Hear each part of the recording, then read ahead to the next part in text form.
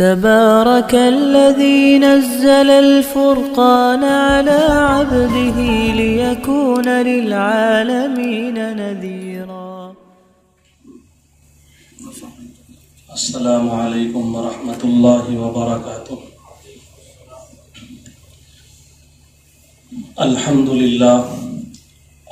للہ وکفى وسلام علی عباده الذین اصطفى.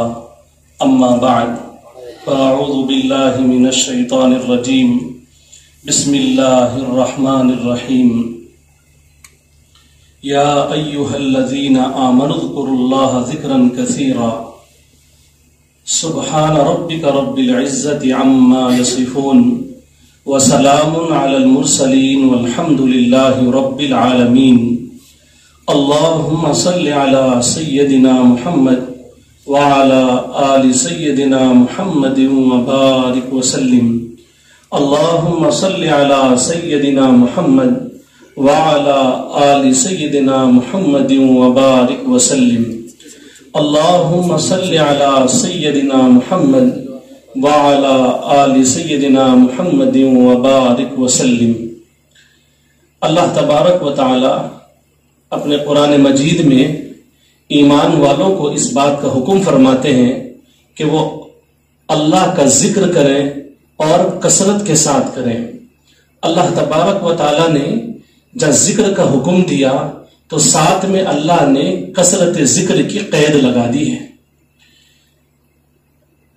جیسا کہ مچھلی بغیر پانی کے زندگی کا گزر بسر نہیں کر سکتی، ایمان والا بھی اللہ کی یاد کے بغیر اپنی زندگی کا گزارا نہیں کر سکتا.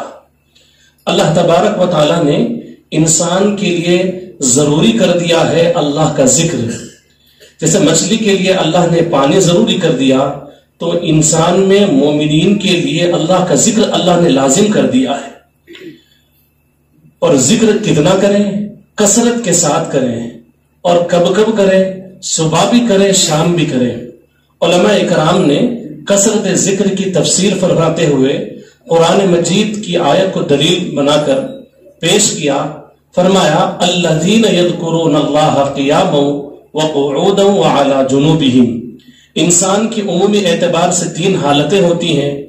ایک کھڑے رہنے کی حالت رہتی ہے اور دوسری بیٹھے ہوئی حالت میں ہوتا ہے. جب کھڑے ہو کر بیٹھ کر انسان تھک جاتا ہے تو وہ لیٹ جاتا ہے. یہ تین حالتیں عمومی اعتبار سے انسان کے ہوتے ہیں.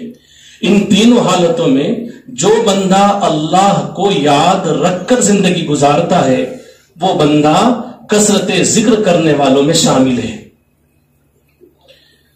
اور ذکر کی فضیلت کے لیے ہمیں بہت سارے احادیث کی یا بہت سارے فضائل کی یا بہت ساری آیتوں کی ہمیں ضرورت نہیں تھی. صرف یہ ایک آیت کافی تھی کہ اللہ تبارک و تعالیٰ نے قرآن مجید میں ارشاد فرمایا الذین فاذکرونی اذکرکم. اللہ نے فرمایا کہ تم مجھے یاد کرو میں تمہیں یاد کرتا ہوں. اس سے بڑی اور کوئی فضیلت کی ہمیں ضرورت ہی نہیں ہوتی. اتنا کافی تھا ذکر کی فضیلت کے لیے.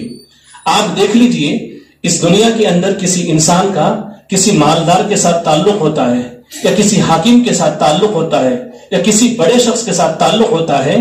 اگر وہ کسی راستے میں چلتے ہوئے ہمیں مل جائے اور وہ اپنا پرسنل بزنس کارڈ دے دے یا اپنا ساتھ کانٹیکٹ کرنے والا کوئی کارڈ دے دے تو انسان کتنا خوش ہو جاتا ہے.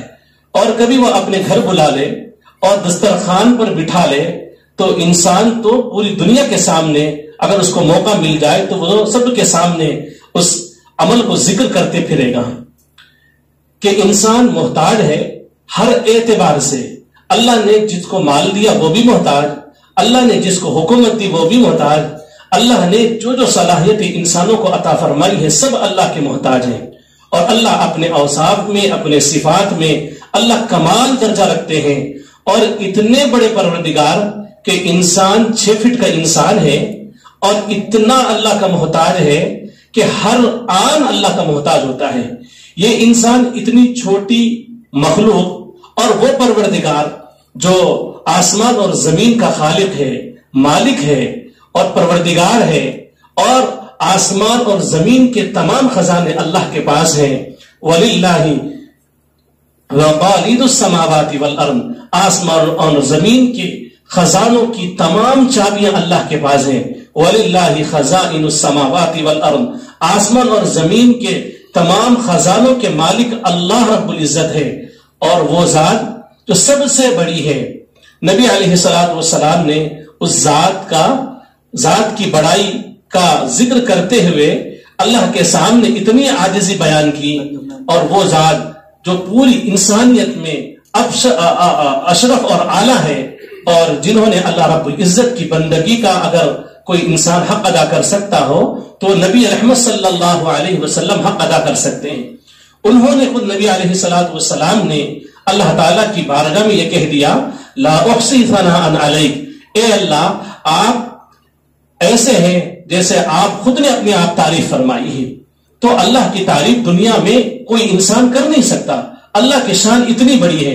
اور ہم جیسے چھوٹی مخلوق تنہائی میں بیٹھ کر جب اللہ پروردگار کو یاد کرتے ہیں, وہ پروردگار بندے کو یاد کرتا ہے, اس سے بڑی اور کیا فضیلت کی ضرورت ہے.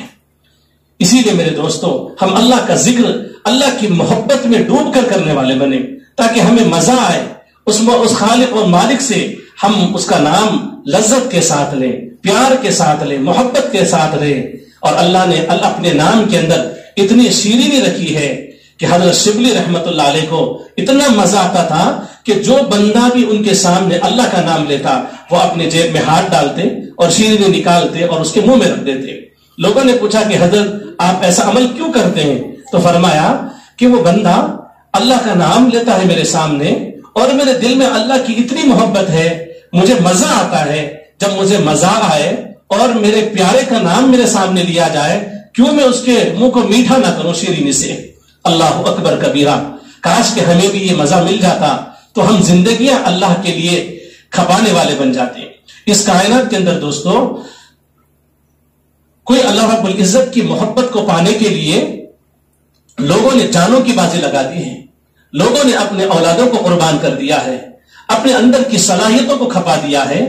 اتنا کسی اور کے لیے نہ قربانی دی گئی, نہ اپنے اولادوں کو قربان کیا گیا, نہ اپنی صلاحیتوں کو قربان کیا گیا. صرف اللہ رب العزت کے لیے لوگوں نے غم بھی اٹھائے, لوگوں نے قربانیاں بھی دی, اور لوگوں نے اپنے جانوں کو نذرانے کے طور پر اللہ کی بارگاہ میں پیش کر دیا. اللہ اکبر کبیرہ, وہ ذات ہی اتنی بڑی ہے, اس کے لیے ہم سب کچھ کر دیں تو اس کے سامنے ہم نے کچھ نہیں کیا. اللہ اکبر کبیرہ. تو اللہ کے ذکر کی فضیلت اتنی ہی کافی ہے کہ بندہ ناچیز, محتاج, گنہگار اللہ پروردگار کو یاد کرے, اور اس بندے کو اللہ یاد فرماتے ہیں. اور ذکر میں اللہ رب العزت نے اتنی نورانیت رکھی ہے کہ ایک گنہگار بندہ جب اللہ کو یاد کرتا ہے, اللہ کی رحمت اور وہ جوش میں آتی ہے, اللہ اس بندے کی طرف متوجہ ہوتے ہیں. اور ذکر کے فوائد اس مجلس میں آپ حضرات کی خدمت میں 4 باتیں رکھنی ہیں. سب سے پہلی چیز, جو بندہ اللہ کا ذکر کثرت کے ساتھ کرتا ہے, اللہ تبارک و تعالی اس بندے کے قلب کو نرم فرماتے ہیں, اور قلب نرم ہونے کی وجہ سے اس انسان کے قلب کے اندر اللہ کی نافرمانی جو ہو چکی ہے اس پر ایسی ندامت ہوتی ہے کہ انسان کا دل لرز جاتا ہے, اور بے اختیار آنکھوں سے آنسو بہ پڑتے ہیں, اور اللہ رب العزت اسی ندامت کو قبول فرما کر بندے کو توبۃ النصوح کی توفیق عطا فرماتے ہیں. ذکر کی کثرت پر اتنی بڑی نعمت بندے کو نصیب ہوتی ہے. اور دوسری نعمت اللہ رب العزت یہ عطا فرماتے ہیں, جو بندہ اللہ کا ذکر کثرت کے ساتھ کرے, اللہ اس کو اعمال صالحہ کرنے کی اندر سبقت کرنے کی سعادت عطا فرماتے ہیں. نیکی کرنے کو طبیعت کرے گی, تہجد پڑھنے کو طبیعت کرے گی, قرآن پڑھنے کو طبیعت کرے گی, نوافل پڑھنے کو طبیعت کرے گی. اللہ کی بارگاہ میں تنہائیوں کے اندر لمبے لمبے سجدے کرنے کو طبیعت کرے گی, اللہ سے مناجات کرنے کو طبیعت کرے گی. اب اس انسان کو کسی کو آ کر کہنے کی ضرورت نہیں پڑے گی, اس کو وہ خود اپنے शौक से आगे बढ़ बढ़ कर नेकियां करेगा और अपने दिल के अंदर एक लज्जत और एक सुकून महसूस करेगा। और तीसरा, अल्लाह रब्बुल इज्जत बंदे को यह फायदा अता फरमाते हैं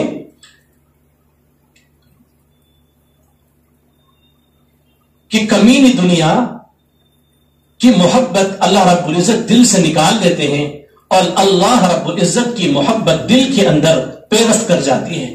अल्लाह उस मोमिन के दिल में समा जाते हैं, रच जाते हैं, बस जाते हैं, जो बंदा अल्लाह का जिक्र कसरत के साथ करता है।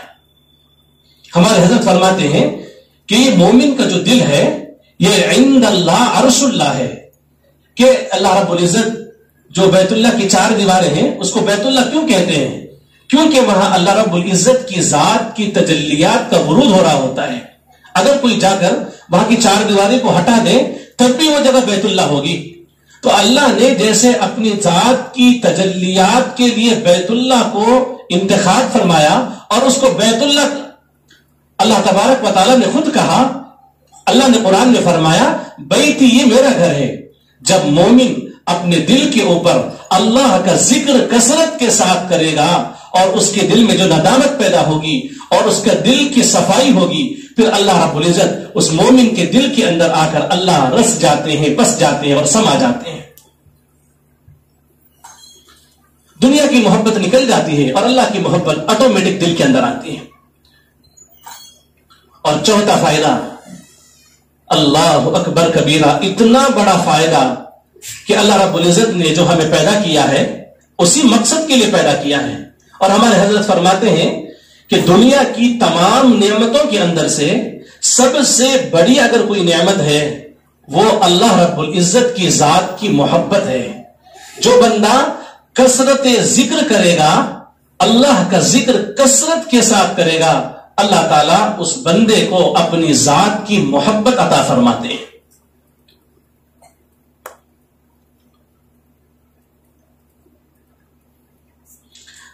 हज़रत बायज़ीद बुस्तामी रहमतुल्लाह अलैह ने एक अजीब इल्मी बात फरमाई और बंदों को अल्लाह के बंदों को अल्लाह की तरफ मुतवज्जह करने के लिए कुरान मजीद की आयतों से दलील देते हुए बताया कि अल्लाह रब्बुल इज्जत पहले बंदे से मोहब्बत फरमाते हैं, फिर बाद में बंदा अल्लाह से मोहब्बत करता है। इसीलिए हमें चाहिए कि हम अल्लाह रब्बुल इज्जत अल्लाह की मोहब्बत को मांगे। देखिए अल्लाह ताला कैसे बंदे से मोहब्बत फरमाते हैं। हजरत फरमाया कुरान मजीद के अंदर अल्लाह ताला इरशाद फरमाता है, अल्लाहु वलियुल लज़ीना आमनू, अल्लाह दोस्त है ईमान वालों का। अल्लाह ने ये नहीं कहा कि मोमिन अल्लाह के दोस्त है। अल्लाह फरमाते हैं अल्लाह मैं खुद दोस्त हूं ईमान वालों का। तो सबकत किसकी तरफ से पहले हुई? ये अल्लाह परवरदिगार की तरफ से बंदों की तरफ मोहब्बत में सबकत अल्लाह ने पहले फरमाई। और दूसरी दलील हजरत देते हैं, फरमाते हैं कि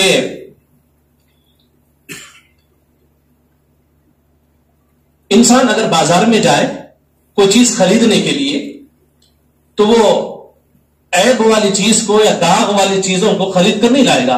हम में से अगर कोई बाजार को जाए सेब खरीदने के लिए तो दगा हुआ सेब या जिस पर दाग लगे हुए हो सेब हो उसको हम फुगट के दाम में भी नहीं खरीदते। और अल्लाह तबारक व तआला इन्नल्लाह अश्तरा मिनल मुमिनीन अनफुसहुम व अमवालहुम बिअन्न लहुमुल जन्नह, अल्लाह ने कुरान मजीद में इंसानों के कमियों को और इंसान के खामियों को अल्लाह ने कुरान मजीद में बयान फरमाया है। जल्दबाज है, इसके अंदर उयूब है, ये गुनाहगार है और ये खताएं करता है, अल्लाह की नाफरमानी करता है। इंसान में 100 किस्म के ऐब होने के बावजूद अल्लाह रब्बुल इज्जत ने मोमिनीन के जान और मालों को अल्लाह रब्बुल इज्जत ने जन्नत की इवज खरीद लिया है। तो अल्लाह ताला बंदे से मोहब्बत फरमाते हैं, मुसलमान से मोमिन से अल्लाह बेपनाह मोहब्बत फरमाते हैं। हमसे दाग लगे हुए सेब खरीदने जाते और हमारे जिंदगी में इतने दाग हमारे ऊपर लगे हुए होते हैं और परवरदिगार सौदा किया हुआ होता है हमसे। इसीलिए हमारे हजरत फरमाते हैं कि अल्लाह रब्बुल इज्जत दिलों के व्यापारी हैं, अल्लाह दिलों को खरीदते हैं। اور اللہ نے قرآن مجید میں فرمایا میں نے انسان کے دل کے اندر، انسان کے سینوں کے اندر میں نے 2 دل نہیں بنائے بلکہ میں نے ایک ہی دل بنایا ہے۔ اللہ نے ایسے نہیں کیا کہ 2 دل بنا کر تم ایک دل شیطان کو دے دو اور ایک دل رحمان کو دے دو۔ اللہ نے ایسا نہیں کیا، اللہ نے ایک ہی دل بنایا ہے، اور اللہ دلوں کے بیوپاری ہے، اور قیامت کے دن اللہ تعالی قلب سلیم دیکھیں گے۔ اور تیسری دلیل حضرت بایزید بستامی رحمت اللہ علیہ نے اللہ بندوں سے محبت کرنے میں سبقت کرتے ہیں دلیل دی۔ دیکھیے اللہ تبارک و تعالیٰ نے ہمیں کتنی نعمتیں عطا فرمائی ہیں، سر کے بالوں سے لے کر پیر کے ناخنوں تک اللہ نے نعمتوں میں ڈبا کر رکھا۔ ہمارے حضرت فرماتے ہیں اللہ اگر ہمیں آنکھ نہ دیتے ہم اندھے ہوتے، اللہ رب العزت کان دیتے اس میں سماعت نہ دیتے ہم بہرے ہوتے، اللہ رب العزت ہمیں صحت نہ دیتے ہم بیمار ہوتے، اللہ رب العزت ہمیں کھانے کے لیے کھانا نہ دیتے ہم بھوکے ہوتے، اللہ پروردگار ہمیں پہننے کے لیے کپڑا نہ دیتے ہم ننگے ہوتے، اللہ رب العزت ہمیں گھر نہ دیتے ہم بے گھر ہوتے، اللہ پروردگار ہمیں بیوی نہ دیتے تو ہم بغیر بیوی کے ہوتے، اللہ اولاد نہ دیتے تو ہم لاولد ہوتے، اللہ رب العزت نے جو ہمیں عزتیں عطا فرمائی ہیں عزتیں نہ دیتے ہم ذلیل ہوتے، اور اللہ نے جو عزتوں بھری زندگی عطا فرمائی ہے یہ محض اللہ کا کرم ہی تو ہے، ورنہ کوئی ہمیں منہ لگانے والا نہیں ہوتا۔ تو اللہ پروردگار نے سر کے بالوں سے لے کر پیر کے ناخنوں تک اتنی نعمتیں عطا فرمائی، اور آپ دائیں طرف دیکھیں تو نعمتیں ہی نعمتیں نظر آئیں گی، بائیں طرف دیکھیں آپ کو نعمتیں ہی نعمتیں نظر آئیں گی۔ پیدا ہونے سے لے کر عقل سمجھ میں عقل درست ہونے سے لے کر موت تک آپ اپنی زندگی کا جائزہ لیں گے، نعمتیں ہی نعمتیں زندگی کے اندر ہوں گی۔ اللہ تبارک و تعالیٰ نے بہت کچھ بندے کو دے دیا، دے کر کیا فرمایا؟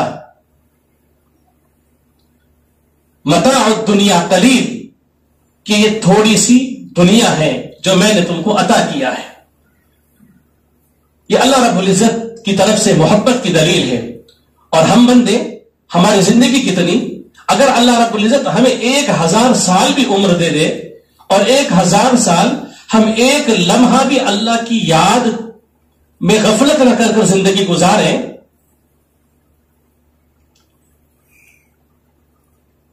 اور ہر سانس کے بدلے ہم اللہ کے ایک ذکر کو اگر حساب میں لگائیں کاؤنٹ کریں تو بھی اللہ کی نعمتیں زیادہ ہو جائیں گی اور ہمارا ذکر کم ہو جائے گا۔ ہم کم ذکر کرتے ہیں، اللہ تبارک و تعالیٰ نے وَالذَّاكِرِينَ اللَّهَ كَثِيرًا وَالذَّاكِرَاتِ فرمایا۔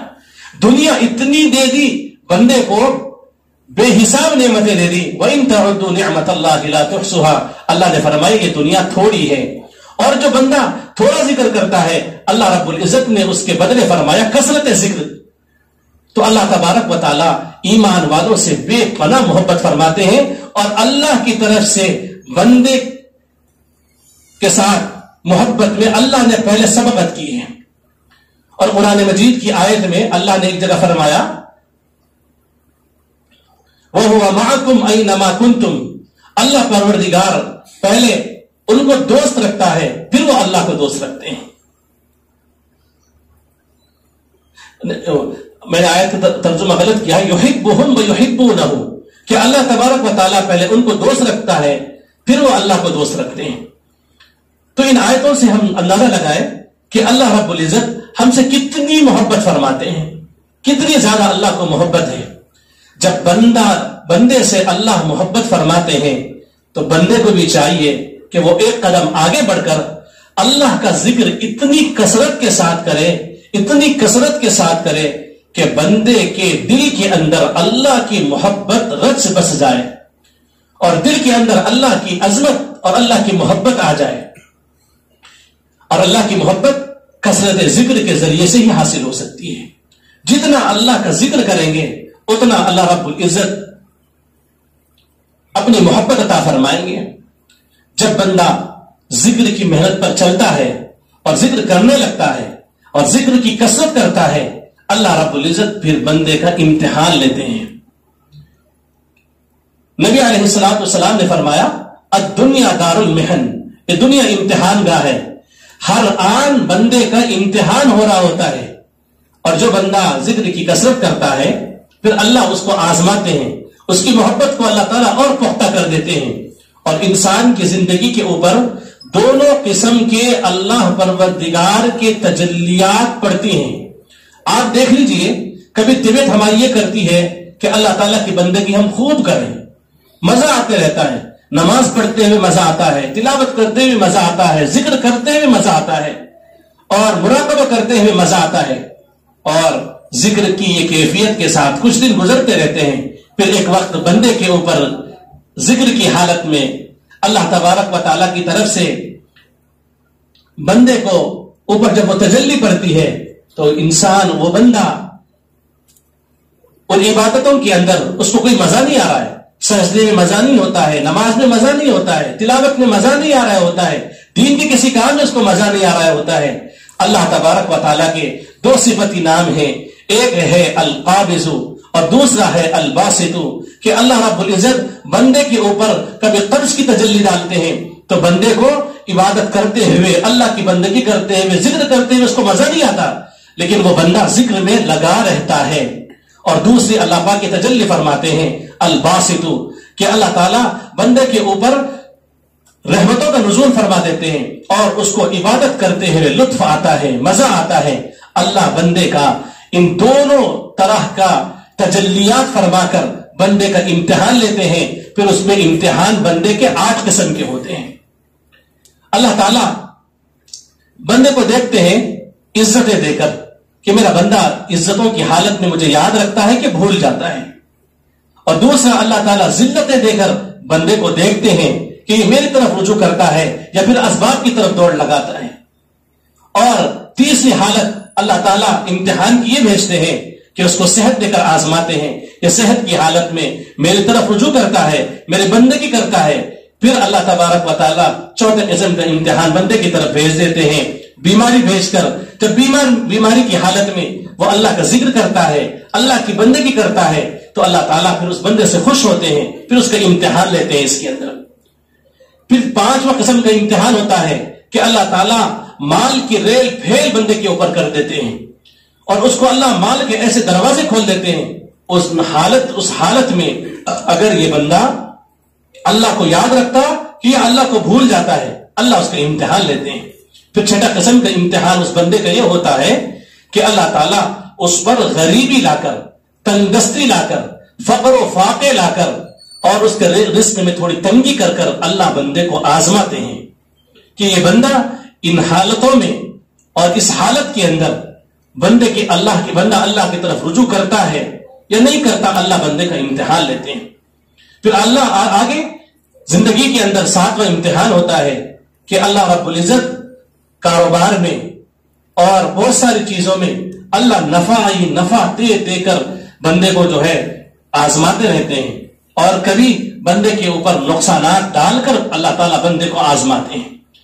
ان 8 قسم کا امتحان انسان کے اوپر ہمیشہ رہتا ہے۔ ان 8 حالتوں کے علاوہ کوئی اور حالت آزمائش کے اللہ کی طرف سے نہیں ہوتی ہے۔ اللہ تعالیٰ بندے کو دیکھتے ہیں کہ 4 حالتیں جو ہیں، صحت میں، مالداری میں، نفع میں اور صحت میں، جب یہ بندہ اللہ کی بندگی کرتا ہے اور ان نعمتوں کے ملنے پر وہ شکر کرتا ہے، اللہ تبارک و تعالیٰ اس بندے کو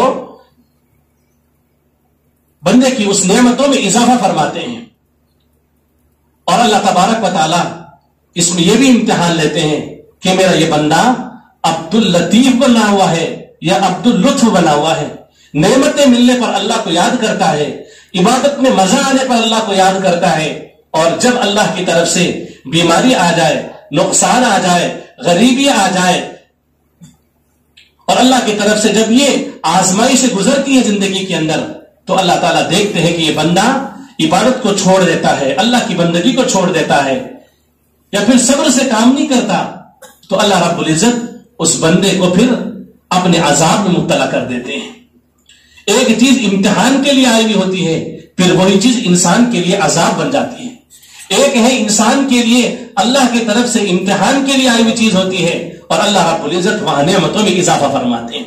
اسی لیے ہمارے حضرت فرماتے ہیں انسان کی زندگی کی گاڑی 2 پہیوں پر چلتی ہے، جو بائک ہے بائک 2 پہیوں سے چل پڑتی ہے, بائک جو ہے 2 پہیوں سے چلتی ہے, اگر اس میں ایک پہیا خراب ہو تو بائک چلانا مشکل ہو جاتا ہے. تو انسان کو چاہیے کہ اپنے زندگی کے اندر 2 ورق کو پڑھ لے اور 2 سبقوں کو یاد کر لے کہ وہ جب 4 نعمتیں ملنے پر اس کو چاہیے کہ وہ اللہ کا شکر کرے, اور جب اللہ کی طرف سے 4 نعمتوں میں آزمائش ہو تو اس کو صبر کرنا چاہیے. یہ شکر اور صبر کی کیفیت بندے کو نصیب ہوگی یہ اللہ کے ذکر میں کثرت کرنے کی وجہ سے. اچھا, جب بندہ اللہ کے ذکر شروع کرتا ہے, یہ اس کی ابتدا ہوتی ہے. ذکر کرتے کرتے کرتے جب بندہ عبد اللطیف کے مقام تک پہنچتا ہے, یعنی ان آزمائشوں سے گزرتا ہے اور صبر اور شکر کے ساتھ زندگی گزارتا ہے اور اللہ کو کسی وقت نہیں بھولتا, ہر آن اللہ کو یاد رکھتا ہے, تو پھر اللہ رب العزت صبر کے بدلے بھی جنت عطا فرمائیں گے, شکر کے بدلے بھی اللہ تعالیٰ بندے کو جنت عطا فرمائیں گے. اچھا, جنت میں ہوتا کیا ہے؟ اس دنیا کے اندر انسان جو اللہ کو یاد کرتا ہے, یہ انسان اللہ تعالیٰ سے محبت کرنا شروع کرتا ہے. اس کی ابتدا ہوتی ہے, اس کی چاہت یہ ہوتی ہے کہ بندہ اللہ کا دیدار کر لے, اور اللہ پروردگار ذکر کی کثرت کرنے والوں کو جنت کے اندر اللہ اپنا دیدار عطا فرمائیں گے. جب جنت میں جائیں گے تو اللہ کا دیدار ہوگا, ذکر کریں گے, امتحانات میں کامیاب ہوں گے, صبر اور شکر کے ساتھ زندگی گزاریں گے, اس کے بعد اللہ تعالیٰ جنت میں داخل کریں گے. جب جنت میں داخل ہو جائیں گے تو پھر جنت میں اللہ تبارک و تعالیٰ کا دیدار ہوگا, اللہ کا حسن, کمال کا حسن ہوگا. جب جنتی جنت میں جائے گا کہ وہاں کے غلمان کو, وہاں کے خدام کو, بچوں کو دیکھے گا تو 70 برس تک, کب تک؟ 70 برس تک وہ آنکھ سے ٹپٹکی بھی نہیں مارے گا, پلک بھی نہیں جھپکے گا ان کے حسن کو دیکھ کر. جب یہی جنتی اللہ رب العزت کا دیدار کر کر جب انہی غلمان کے پاس, انہی غلاموں کے پاس جب واپس آئے گا تو اس کے حسن میں اتنا اضافہ ہوگا کہ جس کو 70 سال دے کر یہ جنتی کے ہوش اڑ گئے تھے, اب ان غلاموں کے 70 سال تک ہوش اڑ جائیں گے اس جنتی کے دیدار کو کر کر. کیونکہ اللہ رب العزت کا جب دیدار ہوگا تو وہ کیا منظر ہوگا, وہ کیا مزہ ہوگا, وہ کیا لطف ہوگا جب اللہ رب العزت اپنا دیدار کروائیں گے اور اللہ تعالیٰ اپنے پاس کے نور کے تجلیات کی بارش پر برسائیں گے. کیا عالم ہوگا اور کیا کیفیت ہوگی میرے دوستو. پھر اللہ رب العزت اس بندے کو سب سے بڑا مقام عطا فرمائیں گے, اور قرآن میں اللہ نے فرمایا وَرِضْوَانٌ مِّنَ اللَّهِ اکبر. اللہ جنت میں اعلان فرما دیں گے اور وہ اعلان فرمائیں گے, اے میرے بندو, آج میں تمہیں سب سے بڑی نعمت کا اعلان کرتا ہوں کہ تمہارا رب تم سے راضی ہو چکا ہے. اللہ اکبر کبیرہ. اسی لیے میرے دوستو ہم ذکر کو معمولی نہ سمجھے, یہ ذکر کی اہمیت بہت بڑی ہے. جس سے ذات ملتی ہو, جس سے ذات کی رضا ملتی ہو, اور جس سے ذات کا تعلق پیدا ہوتا ہو, جس سے دل کی دنیا بدل جاتی ہو, اور جس کی دنیا اور آخرت بھی سنور جاتی ہو, اور اللہ تبارک و تعالی دل کو بادشاہ بنا دیتے ہیں جس دل کے اندر اللہ بس جاتے ہیں.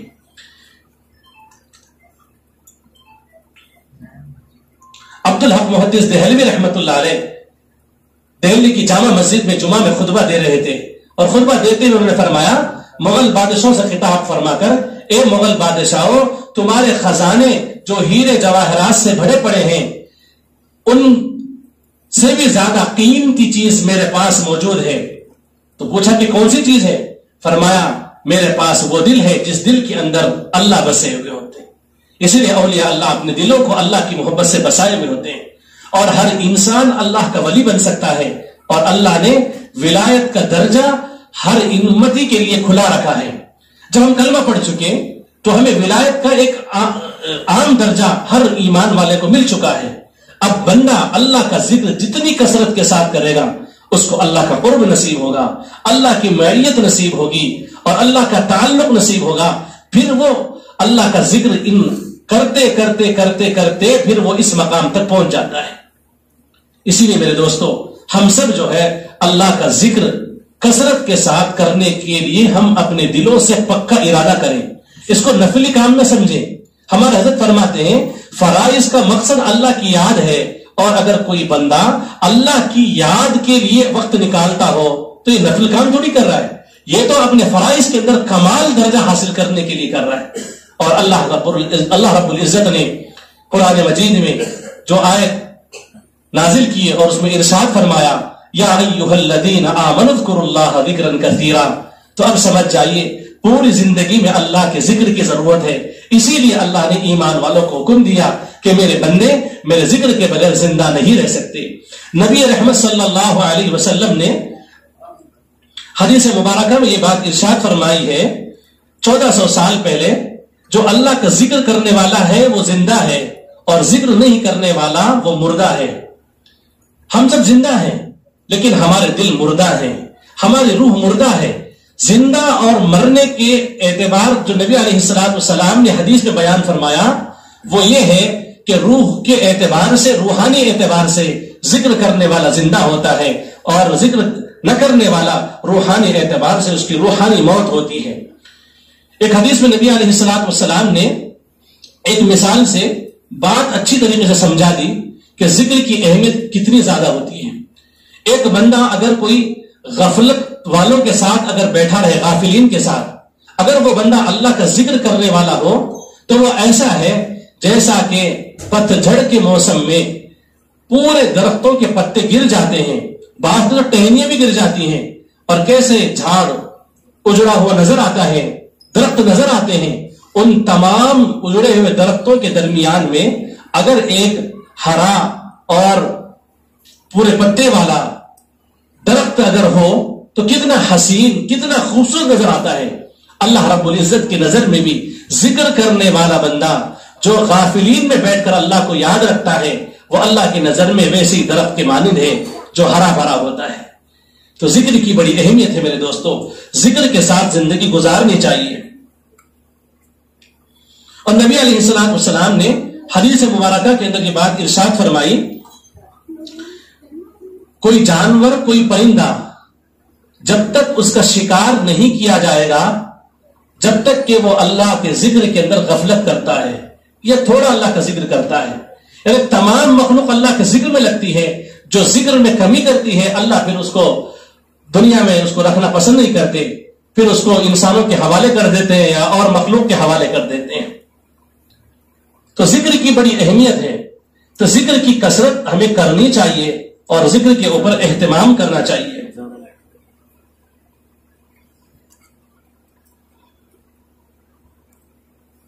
اور نبی علیہ السلام نے یہ بات ارشاد فرمائی ہے، اللہ تعالی نے حضرت اسرافیل علیہ السلام کو جو سور پھونکنے کی ڈیوٹی لگائی اور وہ سور کو اپنے منہ میں لیے ہوئے ہوتے ہیں، اللہ تبارک و تعالیٰ نے ان کو کہا ہے، نبی علیہ السلام نے فرمایا کہ جب آپ کسی بندے کو دیکھیں کہ وہ اللہ اللہ کر رہا ہو، ذکر کر رہا ہو، تو اپنے سور پھونکنے والے عمل کو 40 سال کے لیے مؤخر کر دینا. اللہ اکبر کبیرہ. تو اللہ رب العزت کو یہ پسند ہے کہ بندے اللہ کا ذکر کریں، اور جب تک اللہ کا ذکر اس دنیا کے اندر باقی رہے گا، یہ دنیا کا نظام باقی رہے گا، اگر ایک بھی اللہ اللہ کہنے والا اس دنیا کے اندر نہیں رہے گا، اللہ دنیا کے پورے نظام کو ختم کر دیں گے اور قیامت قائم ہو جائے گی. تو ذکر کی اہمیت کو میرے دوستو ہم سمجھیں. اللہ کا ذکر ہمارے لیے لازم ہے. جیسا ہمارے لیے بدن کے لیے غذائیں رکھی ہوئی ہیں، یہ بدن کے لیے جو غذائیں رکھی ہوئی ہیں جس سے انسان کا بدن پلتا ہے، پھولتا ہے، اور اسی طریقے سے اللہ رب العزت نے روح کا بھی رزق رکھا ہے، وہ ہے اللہ کا ذکر ہے. جب اللہ کا ذکر کرتا ہے، اللہ تعالیٰ کی طرف سے رحمتوں کی اور اللہ تعالیٰ کی تجلیات کی بارش ہوتی ہے، تو پھر اللہ رب العزت اس بندے کو روحانی غذا عطا فرماتے ہیں.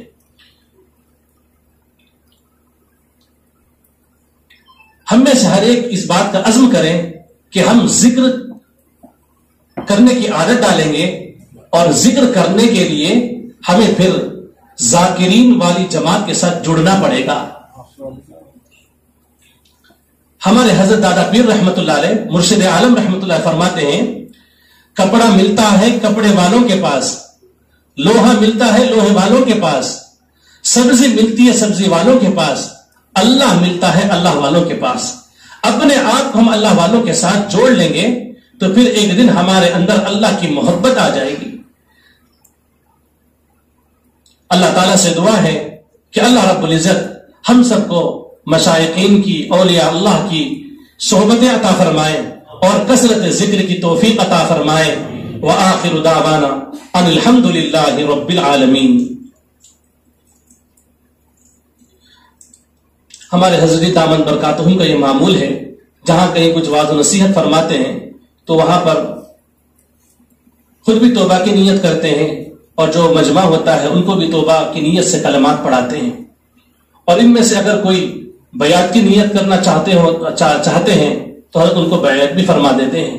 اگر آپ میں سے اگر کسی کا یہ ارادہ بن رہا ہے کہ ہم ذکر کی لائن میں لگیں اور ہم اللہ کا ذکر کثرت سے ساتھ کرنے والے بن جائیں اور اللہ کی محبت ہمیں مل جائے تو وہ حضرات بیعت کی نیت بھی کر سکتے ہیں.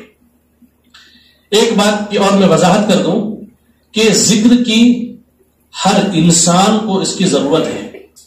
ہر انسان کو ذکر کی ضرورت ہے، کیونکہ اتنی اہم چیز ہے تو پھر اس کی ضرورت ہر انسان کو پڑے گی، ہر مسلمان کو پڑے گی.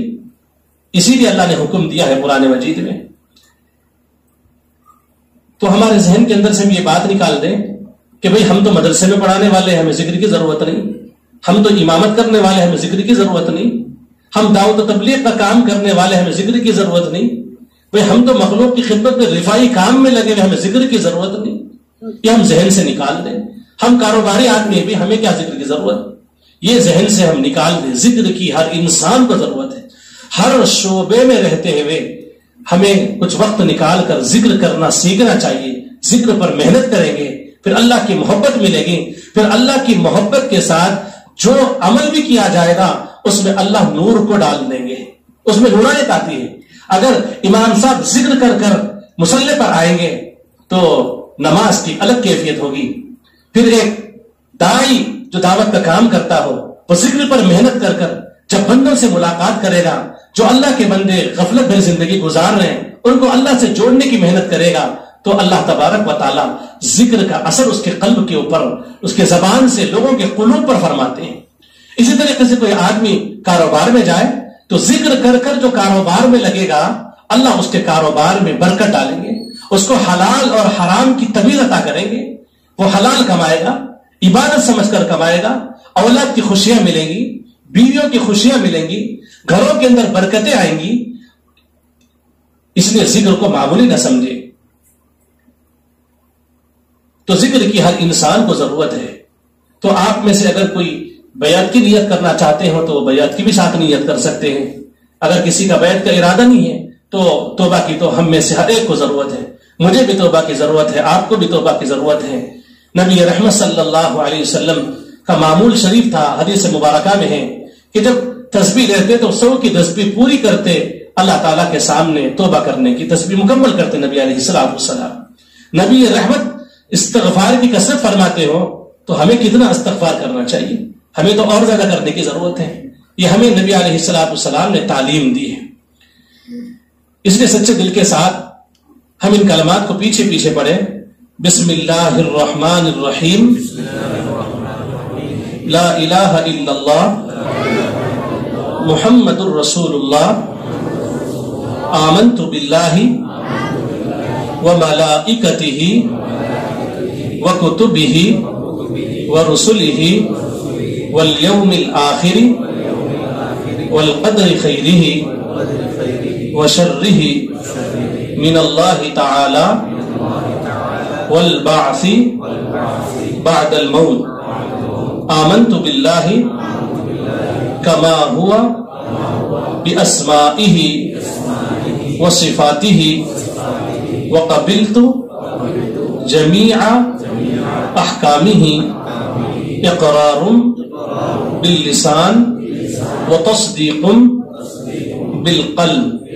اشہد ان لا الہ الا اللہ واشہد ان محمدا عبدہ ورسولہ. استغفر اللہ ربی من کل ذنب واتوب الیہ برحمتک یا ارحم الراحمین۔